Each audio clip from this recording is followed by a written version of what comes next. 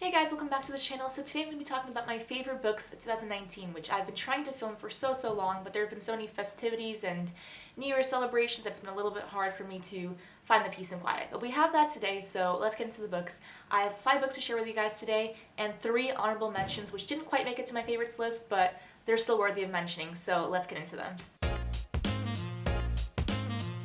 So the first book we have here is Dark Matter by Blake Crouch, which I found out about through Emily Fox from Books with Emily Fox. If you guys don't already know her, I'll link her down below. She's great.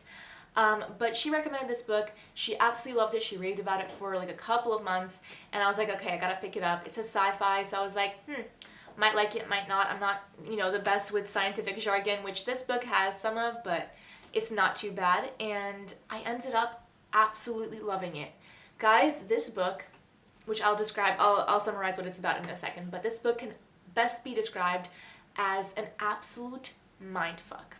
That's all. Those are the 2 words I have to describe this book. It's just so intense, so fast-paced, and you're not going to be able to put this down. So in this book, we have Jason Dessen, who is living a pretty normal life. He has a wife, kids, job, whatever. And then one night, he's kidnapped by somebody who looks exactly like him. So this kidnapper takes over his life while he goes and lives some life of a renowned college physics professor. So he's trying to get back to his family throughout the book, and the journey is so insane. So there are no adjectives to describe this book, guys. Just read this. Even if you're not a sci-fi person, I'm not, and I love this book. So Blake Crouch is so insanely talented with what he does. Like, he knows what he's doing, and he does it really well. So definitely read this. This might not have the most beautiful prose, but it's so perfect for what it is. It's cut and dry, and it moves really quickly.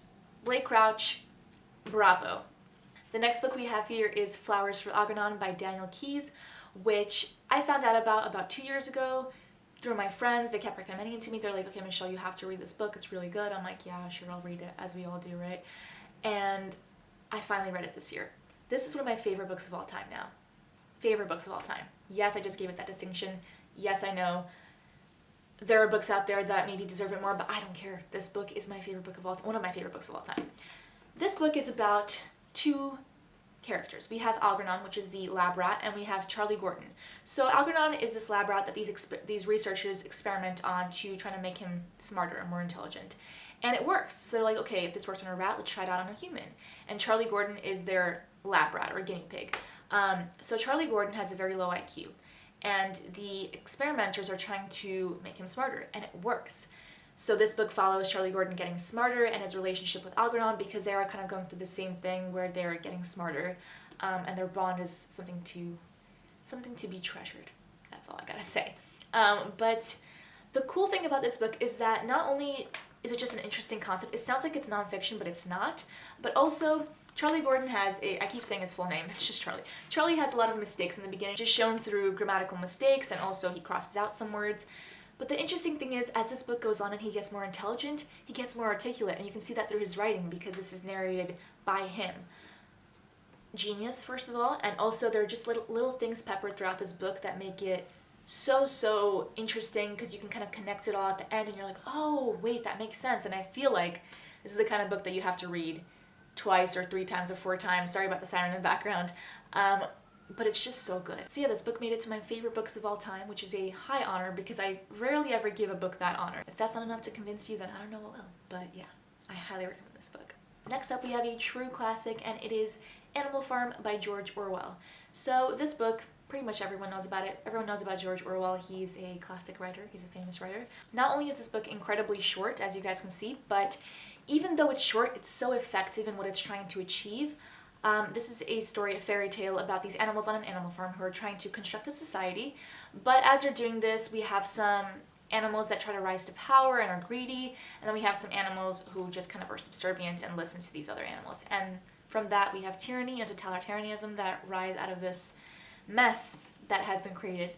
And this book can be applied to practically any time. It's written about Stalinist Russia, so I would recommend doing some research before you guys get into this because it does help kind of understand the references. But this book is applicable to practically any time period, wherever you're reading it. If you're reading it in a different country, if you're reading it in the US, if you're reading it in Russia, wherever. I think it definitely teaches you something about how humans rise to power and can cause destruction just from these like little seeds that have been peppered throughout society, and people, pick them up, and then all of a sudden they have all this power, right? So yeah, definitely a really good book to read if you're interested in politics or if you're interested in George Orwell, because it's a tiny book, it's really easy to get into. Why not? The next book we have here is one that I don't have in person, and it is Dear Ijeawele by Chimamanda Ngozi Adichie. So this is a 60-page book. It's very, very short. You guys can literally power through this. It is written in the form of a letter. So basically, Chimamanda's friend asks her, how can she raise her daughter feminist? And Chimamanda responds by writing this book, or she responds and then she writes this book. And this book is so, so interesting. There's so much wisdom in here. Even if you're not trying to raise a daughter feminist or trying to raise a daughter, period, it's very valuable, and I picked up a lot of it as somebody who's growing up to be a woman, or has grown up to be a woman, right?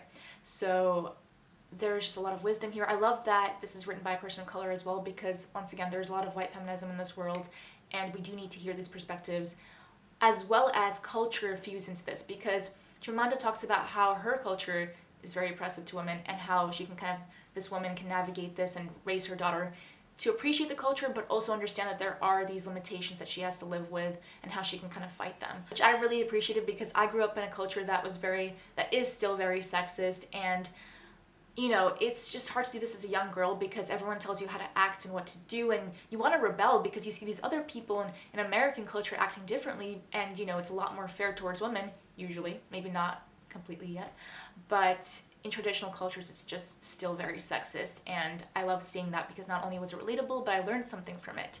So if you're facing the same situation, I highly recommend this book. Even if you're not, just read this book, guys. 60 pages, how can you resist? It's such a short book, and it's written by such a wise woman. Highly, highly recommend. And the last book we have here out of the favorites is The 7 Husbands of Evelyn Hugo, which I absolutely adored. This book is so, so good. I did not expect to love it, but once again, Emily Fox from Books with Emily Fox recommended it. She didn't even think she was going to like it, and then she's like, holy shit, this book is amazing. So I was like, okay, let's try it. It looks the cover is, you know, a woman, and it's The 7 Husbands of Evelyn Hugo, so I was like, this combination is not really my thing, but sure.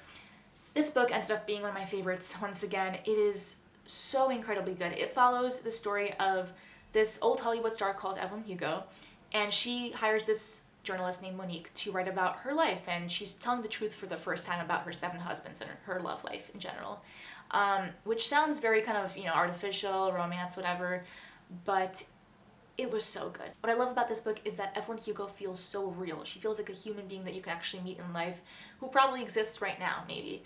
But she's an unapologetic woman. She does know that what she's done throughout her life, you know, is wrong, but she doesn't apologize for it. She's just very strong, confident in herself, and very honest, which I don't know how to describe how amazing she is, but she's amazing. A lot of people fell in love with this character for good reason. She's very strong, and she's honest and raw, and this book is great. This book is great. There's also some twists and turns that I won't spoil because I don't want to get into that, but definitely read this book, guys. Even if it's not your typical genre, it wasn't mine, and I fell in love with it. And finally, we have our honorable mentions, which I enjoyed this year, but they didn't quite make it to my favorites list, so let's get into them. So the first book is one you guys have seen in my last book haul. It is The Poet X by Elizabeth Acevedo. So this book is so beautiful. It's so beautiful. It's written in verse, and Elizabeth Acevedo knows exactly what she wants to say, and she says it so well in this book.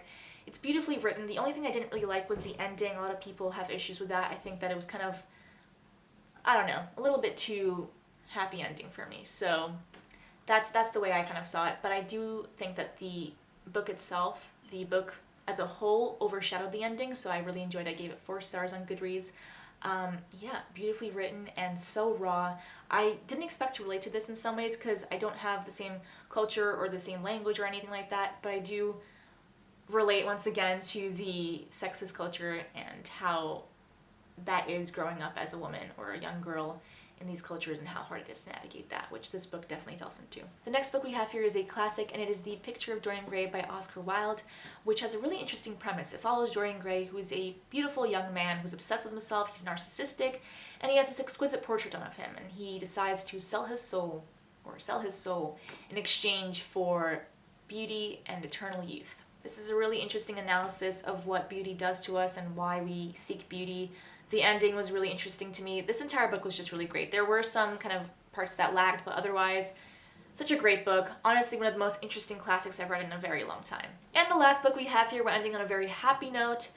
We have Red, White, and Royal Blue by Casey McQuiston, which I honestly picked up on a whim. The cover looks very young adult romance to me, which I don't typically read very often, so I was like, yeah, whatever. But this book took me by surprise. Not only is it not young adult, it's an adult book, number one, but also this book is so adorable. Number one, it's gay. Number two, it's adorable. Number three, it's really well written and so funny. I love the humor in this book. I listened to this on audiobook, so I was always on the train listening to it, usually, or at home, but usually on the train, and I was just smiling to myself. There were some steamy scenes. I think I mastered my poker face because I was able to kind of keep myself from blushing or, you know, giving off any signs that I'm listening to a steamy scene. But yeah, there are some steamy scenes in this book. There are some adorable scenes, a lot of adorable scenes. This book entirely is so adorable and fluffy and great. So if you're looking for something really fluffy, this is the book for you. I'm not typically someone who seeks out these kind of books, but I gave it a try and I really enjoyed it. Definitely check out the audiobook if you're going to read this, because the narrator does a really, really great job of getting all the accents, and just all the characters have their own little quirks. So yeah, definitely recommend that book. So that's the end of this video, guys. I hope you learned about some new books. If you read some of these, let me know in the comments what you thought of them. We'll talk about them. And one more announcement before I go. I actually did create an Instagram account, which I didn't have before. I didn't feature it on my end screen, but I have one now. So if you guys want to follow it for some book reviews, some nice pictures of books, follow me on here, and I'll also link it down below. But other than that, that's it. I hope you guys have a great day, and I'll see you in the next video. Bye.